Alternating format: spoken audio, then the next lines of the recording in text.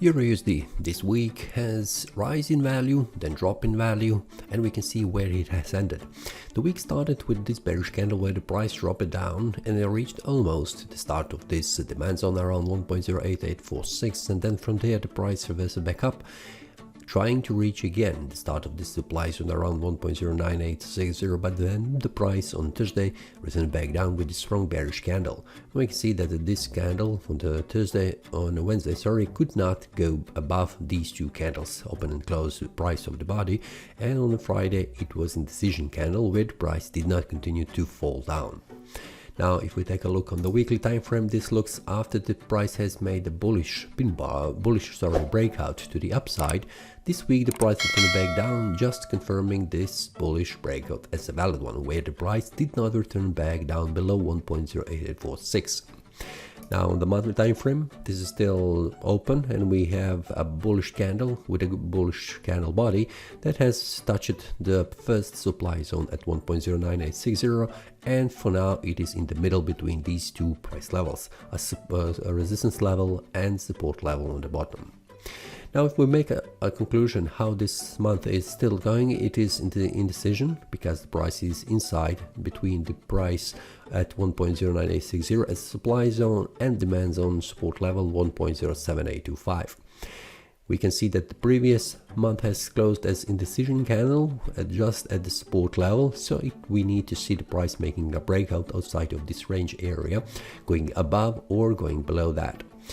On the weekly time frame, this is a confirmation of the bullish breakout, which means this price is trying to continue to rise in value, and that means again reaching 1.09860 and making a breakout above. So we will see on the daily time frame will that happen on a Monday, because it is the start of the week and it is the start when the traders make a trend for the rest of the week. For now, as it looks, this is a confirmation, which means the price is trying to continue to rise in value. For the daily time frame, this is the critical level, and we can see which one is after the price on the Monday. If the price do not close on the Monday below this one, which means 1.08732, this will mean that the price will try to rise in value, continue rising and continue to try to make the price above 1.09471, which is the first resistance level before the price reached 1.09860. So these are the very critical levels for now for the price.